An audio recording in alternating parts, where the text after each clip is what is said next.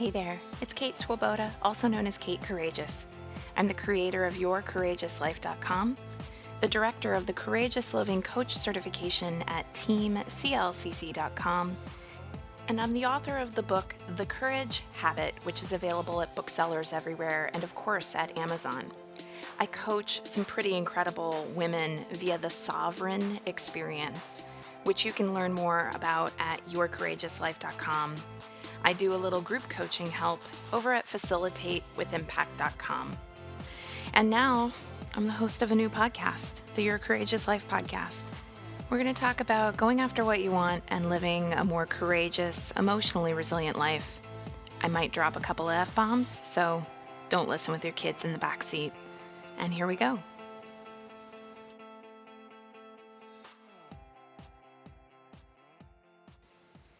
Hey, let's dive in because this episode, it needs to happen, right? Like it's the episode that I think just about every one of us needs in our lives.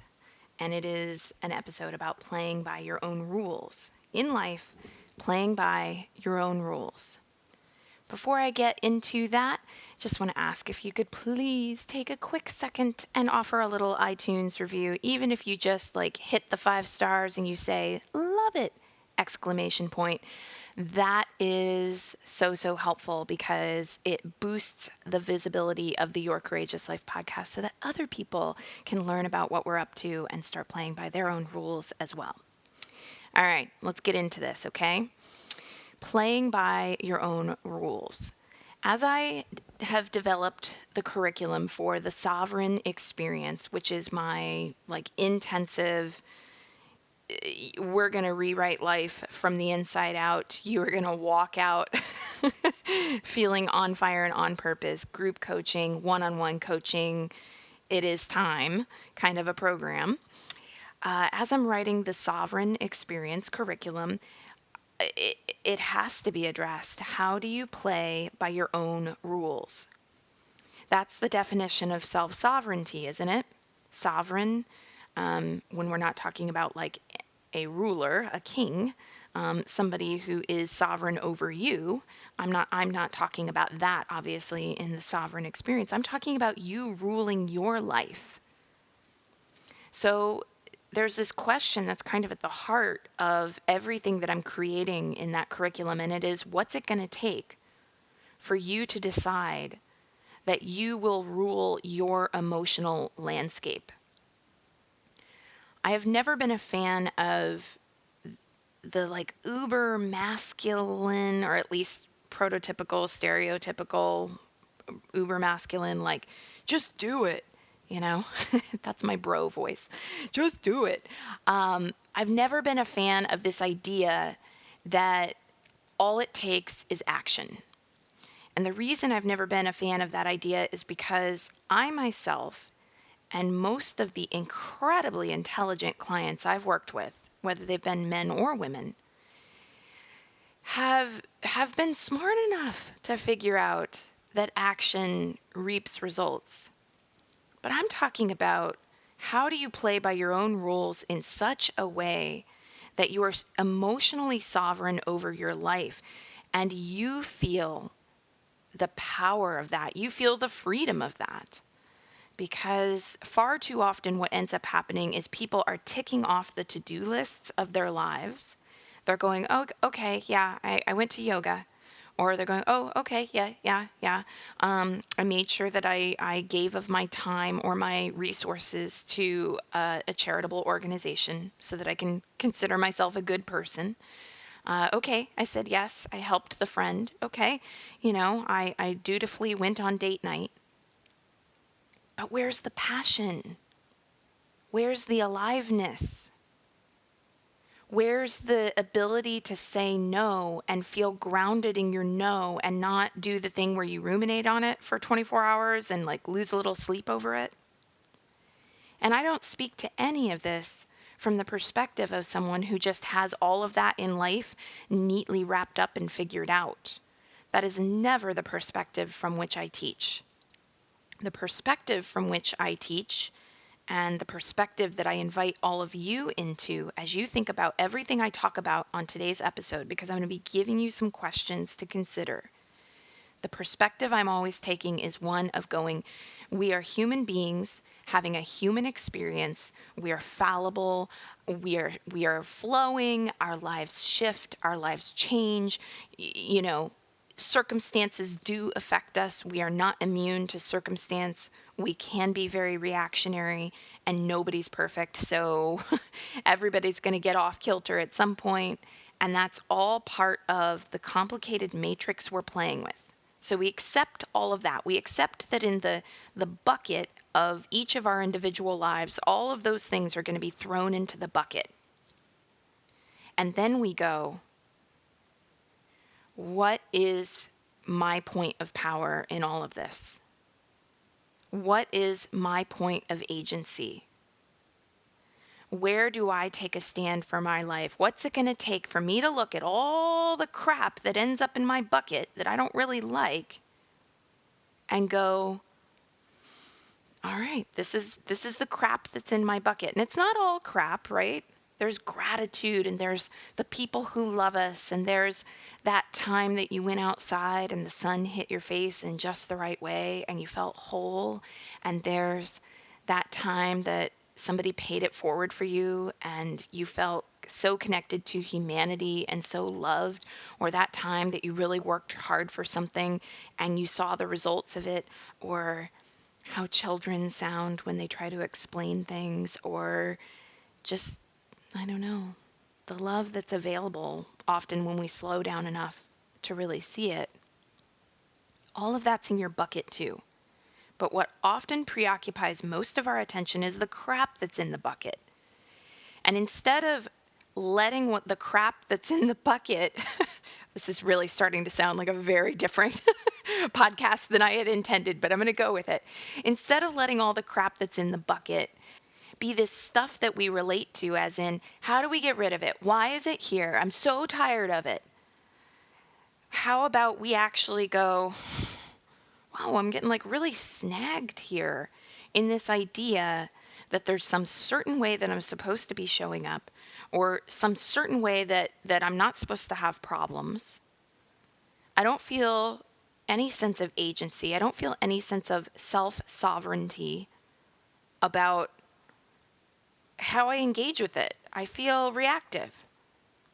And that's the big thing that I want to have us all look at. That's the big thing that I try to do in my own life.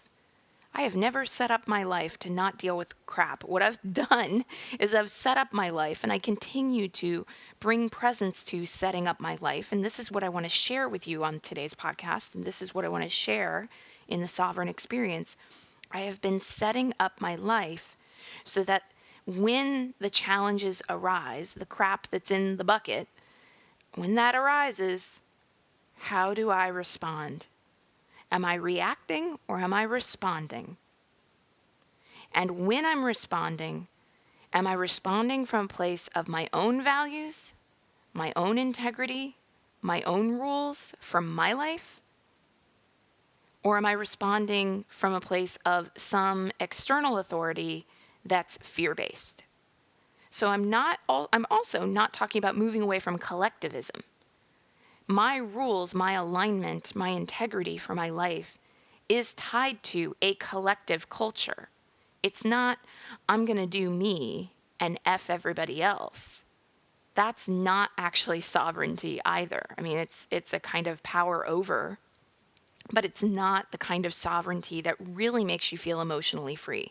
Because if the price of your sovereignty is that somebody else has to feel like crap, that's not true emotional sovereignty, at least not for any healthy, well-adjusted human being. Because I don't want to carry around the idea that the price of my sovereignty had to be that somebody else had to feel like crap. And we can get into a whole social justice perspective about that, where, like, this is on some level unavoidable in our society's current structure, in terms of like resources, in terms of capitalism. But I'm not even going in that direction. What I'm just talking about is emotional sovereignty. How can we be aligned and emotionally sovereign in a way that really feels good. First things first, this idea of being sovereign.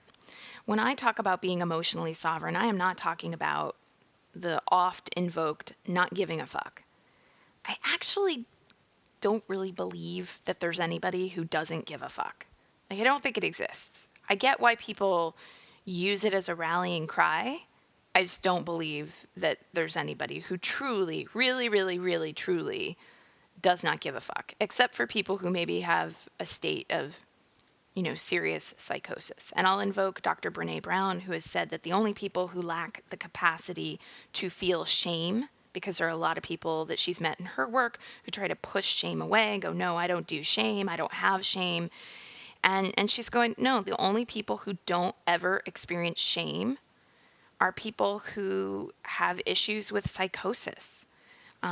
So we're talking about people who have an inability to really feel empathy, people who really have difficulty feeling normal human emotion or normative human emotion. So I'm just going to go with, even if you pretend not to care right now, you do. Okay? You do. You might not let stuff control you, but you do care. You do give a fuck. So playing by your own rules then and doing it in a way that is aligned and in integrity that feels good within as much as it does good without is not going to be about, oh, I just don't give a fuck. That's how I'm sovereign. No, that's not how this works. How this works is, I think, first knowing what your rules even are. And this is where I'm going to start asking some questions. You might want to grab a piece of paper and a pencil. If you're someone like me, I process better when I write things down. I go deeper with the question when I write things down than I do when I just hear the question. Others of you, though, might be more somatically inclined. Maybe you just need to let some of these questions wash over you and notice your response in your body. And of course, if you're driving or you're doing anything where it would impair your health or well-being, in order to grab a pen and paper, just get the pen and paper later. Here it is. Okay. Questions to try to figure out what some of your rules are. Well, first, I like to ask, what am I tired of? Because one of the ways that you might be playing by someone else's rules, you can ferret that out a little bit by going, well, what am I tired of? Because the stuff I'm tired of can indicate to me where it is that I am playing by someone else's rules and I'm tired of it. I'm feeling in my body that kind of like, oh, I'm really tired of this. And this is an entry point. So go ahead and take a moment. I will be quiet for a full minute while you take some time to contemplate this question in whatever way works for you.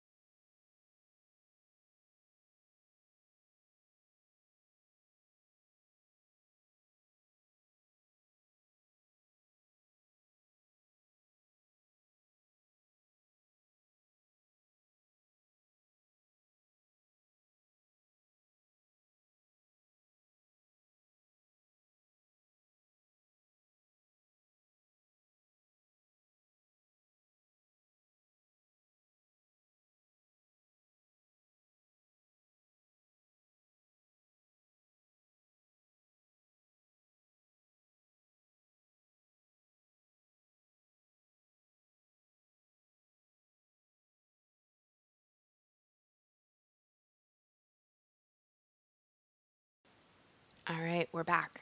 We got another question for you. What lights me up? So the last question was, what am I tired of? And the next question is, what lights me up? What lights me up? And this can be anything. Like, think of the relationships that light you up. Think of the activities that light you up. Think of the last time you felt joy rising. What lights me up? Maybe it's an outfit that you wear. Maybe it's a scent. Maybe it's a song. What lights me up? And I'm going to be quiet for another minute while you contemplate that question.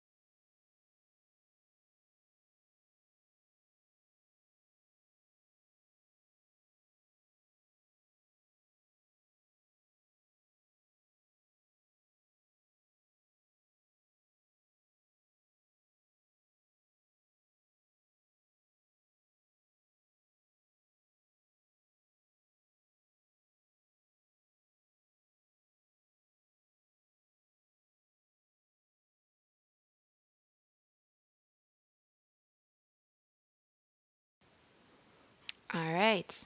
So we've done what am I tired of and what lights me up. And now, what do I want more of? What do I want more of? And this is not the time to be realistic. This is not the time to go, well, I mean, I'd love to have more money, but I feel like, my promotion's not coming for another couple months. It's just like, just go ahead and be like, I want more money. Okay? And if any money stuff comes up for you, by the way, there's a YCL podcast on courage and money that you should check out. Maybe it's, I want more dinner parties. That example actually comes up because when I was asking myself this question, that's what came up. And it was like, oh, I want more dinner parties. I want dinner parties. Isn't that the best? Having people you love or who are really interesting all gathered around a table. Isn't that just delicious? Not just the food, but like the company and the connection. What is it I want more of? Maybe you want more color. Maybe you want something really sensory. Maybe you want more of the wind in your face or the feeling of a brush against a canvas. Maybe you want more sex. Maybe you want more downtime. Maybe you want more of a sense of freedom from your critic. What is it that you want more of? And I'm going to be quiet again for 1 minute while you contemplate that question. And this is the last question I'll ask you to contemplate.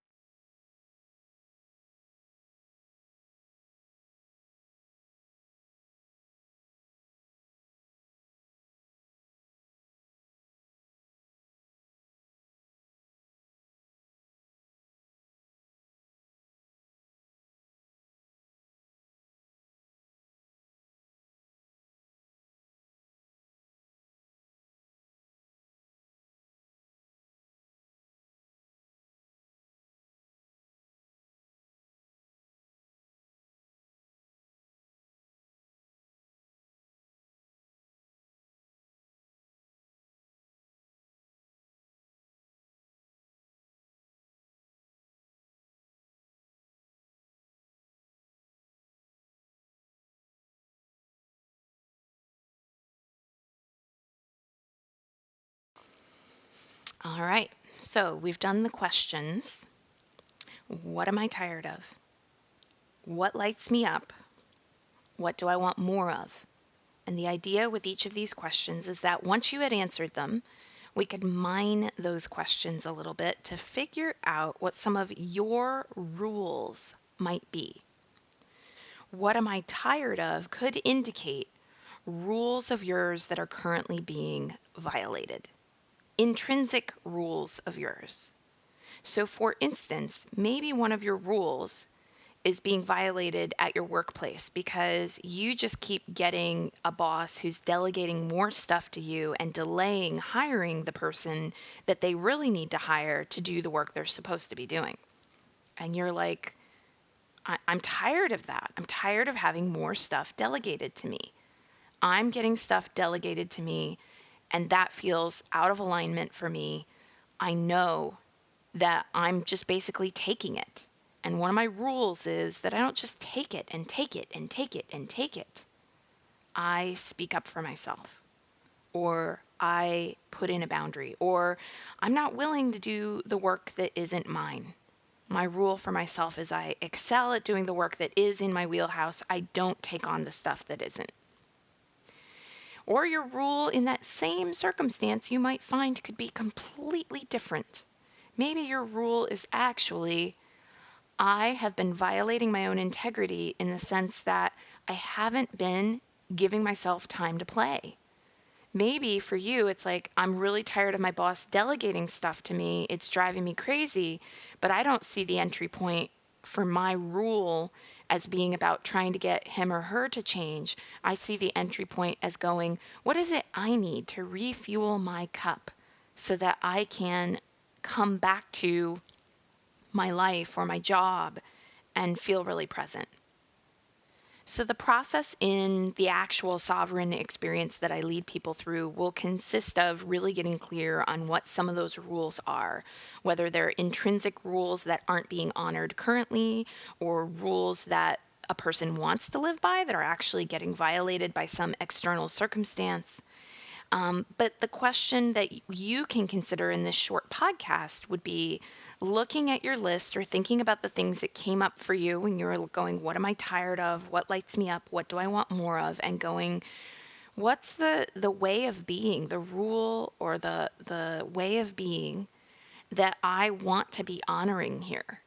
If I know what lights me up, what way of being, what rule do I need to honor? And if I know what I'm tired of, what rule might not be being honored right now?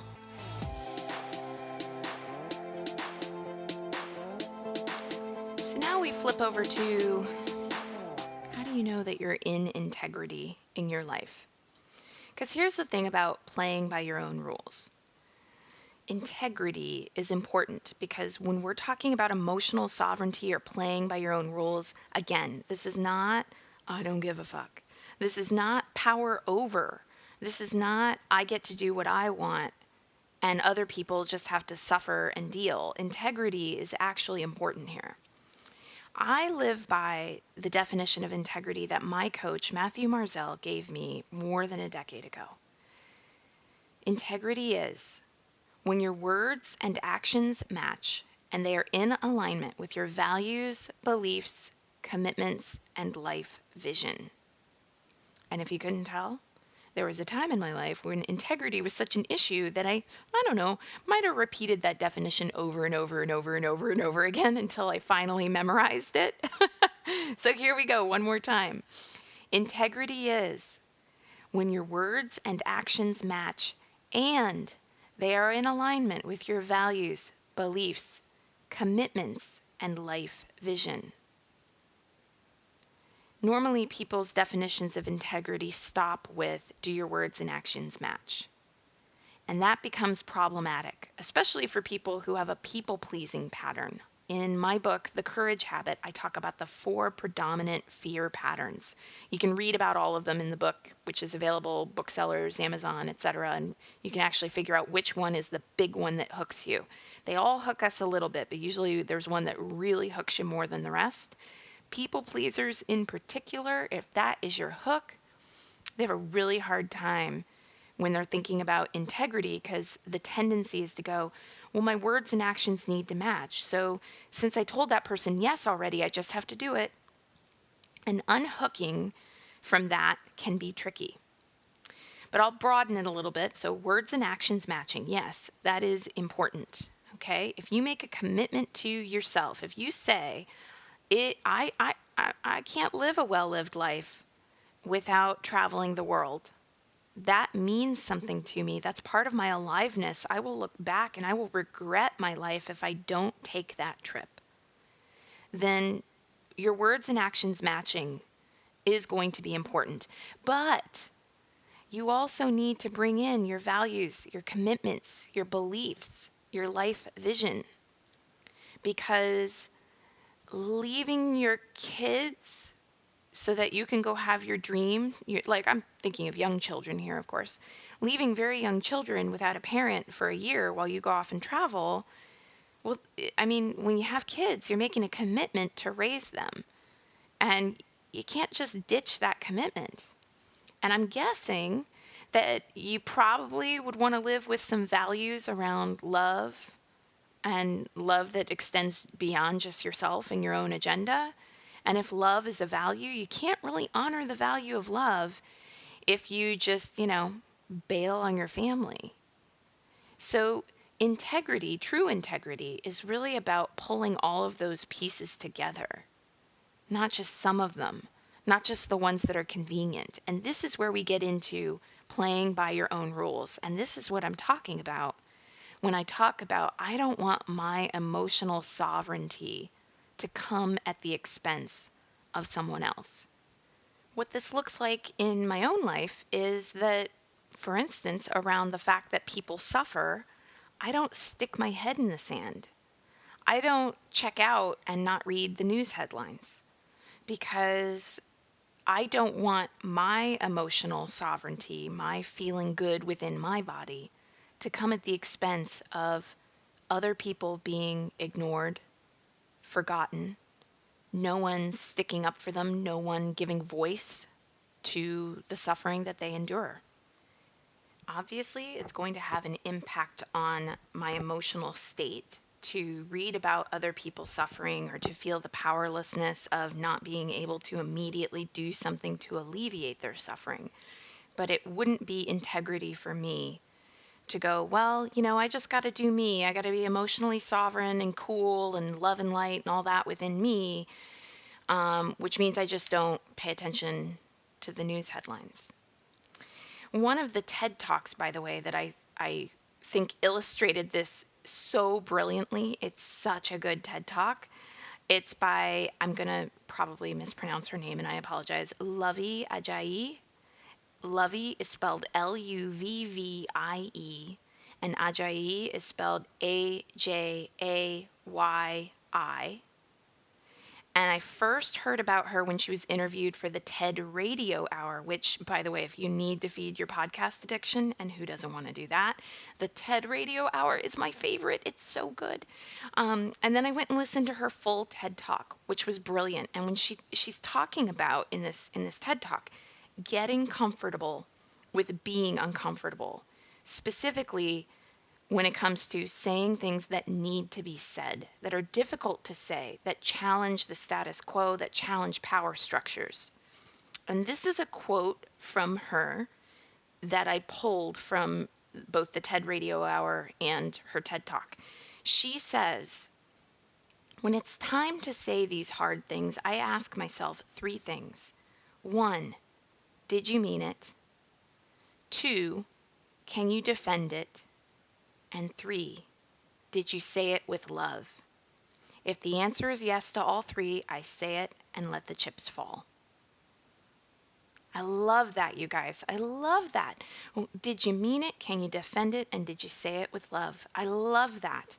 That to me is an example of what we're talking about when we're talking about an emotional sovereignty within that is not about a power over, that is not about I just do me and that's all I worry about, but that really goes, I got to play by my own rules here. What I hear in her asking those 3 questions is that she has rules for herself. She has rules for herself that help her to feel in integrity and sovereign in her own life as she does these things that are incredibly uncomfortable to do, like speak up when someone is blatantly racist, or when a power structure is putting somebody at a disadvantage because of their skin color. And she does a couple examples in her TED Talk of what that looks like. Again, you got to check out her TED Talk. It's brilliant.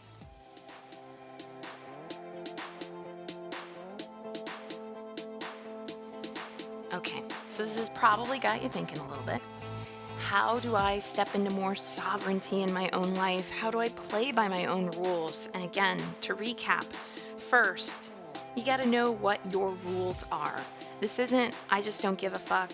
This isn't, I only worry about myself and, as long as I'm powerful, that's all that matters. Power over is not what we're aiming for here. This is, you getting emotionally sovereign. This is self-sovereignty. This is stepping into your life and going, I know what my rules are. I play by my rules, and they are aligned. They are in integrity. So that's what I've got for today's podcast. I would so love if you feel inclined to share. I'd love to hear some of your thoughts on the podcast over in the private Courage Habit group. If you search for Courage Habit over on Facebook, you'll find us. You can find me pretty much anywhere if you just want to get little musings like this throughout your week. Head on over to yourcourageouslife.com/begin and get on the YCL newsletter. You can get courage in your inbox. You can get access to a library of resources. You can also find me on Instagram at Kate Courageous, on Facebook, Your Courageous Life, and, all over the interwebs. As always, it's so great to be here and do these podcast episodes and hear how they are received. Thank you for listening.